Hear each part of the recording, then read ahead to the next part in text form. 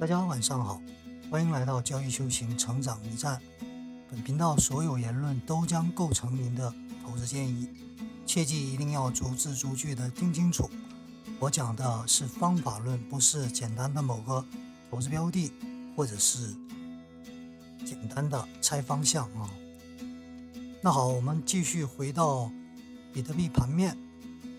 非常幸运，如我们所先前预期的，比特币有了上涨啊。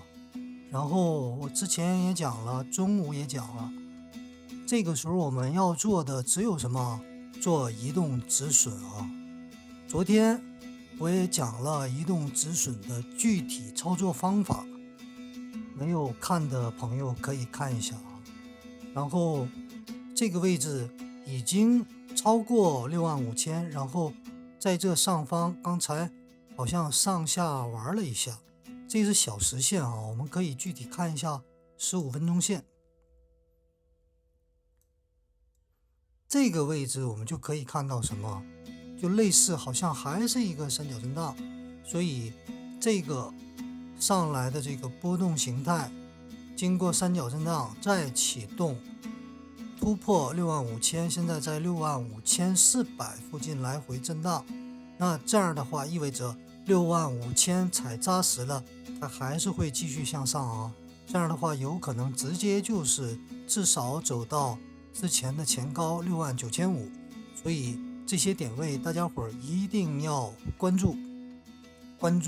首先65000这一点能不能站住，再一个下一个点位就是69000、69500，因为中间是比较空的状态，没有什么主力支撑，所以大家伙先前做多的朋友一定要拿住，不要着急。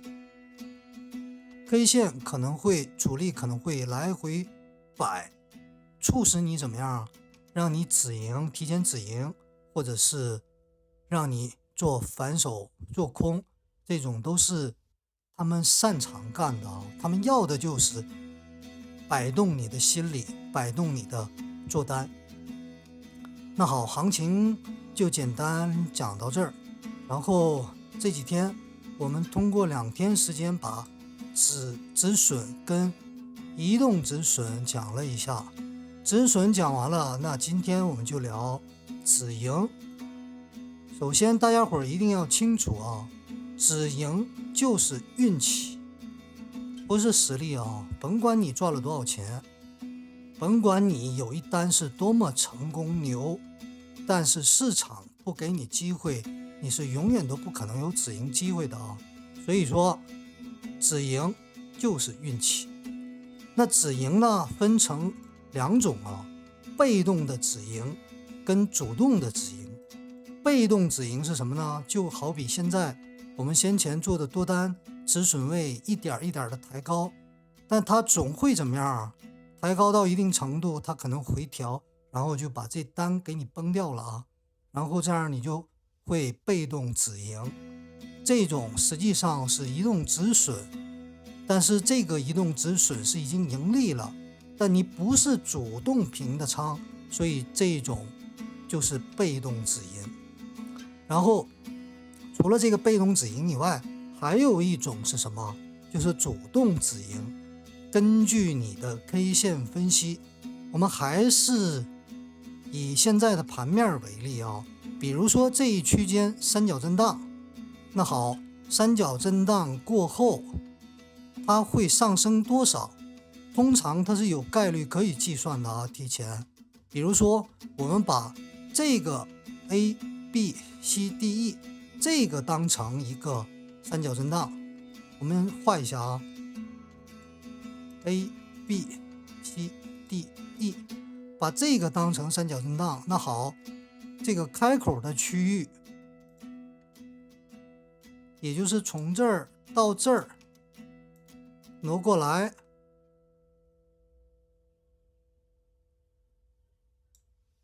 大概它能涨到的位置就是这个高度啊，也就是目前刚刚冲上去的这个位置。这是一种。还有一种，如果说它是 A B C D E， 这样的话开口是在这儿的啊。那我们重新计算一下，大概齐，这样的话刚好走到哪儿？67500附近。所以这两种是可以提前预测的。那预测的话，我们可能谁也不可能24小时看着这个单子啊，不存在这种逻辑。所以我们可能会提前设定这个止盈位，比如说我们可以提前设定在这儿，或者是这儿，都可以啊。甚至我们可以设在69000、69500都可以。设在这个位置以后，假设我们凌晨睡觉了，然后它自己穿上来，然后这个单就自动止盈掉了啊。但这个属于主动的止盈，我们提前限价设置它的平仓位、止盈点。然后这个有什么好处呢？我们可以仔细观察 K 线啊。通常在高点，它通常都是爆量上涨以后，它会有一个回调，迅速的回调。你像这个是回调过后继续向上，但有的时候一旦要到达顶点，它就会有非常有深度的价格调整啊。这样的话，你可能利润一点都没吃到，然后出现回吐的状况啊。所以说限价也是有必要的。根据市场盘面情况，你会设置被动的止盈，也就是移动止损，还有一个就是主动的限价止盈，两种。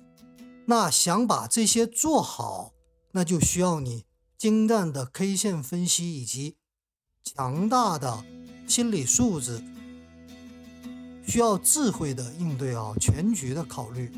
所以这个东西你想做好，真的是艺术，不仅仅是技术，它是艺术。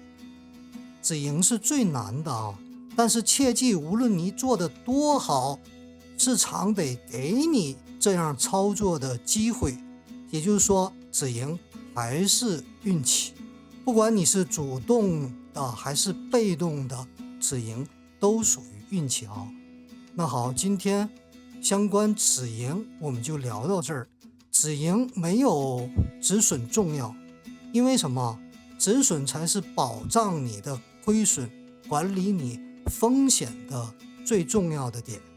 所以像止盈是需要长期实盘，然后慢慢做到灵活运用的。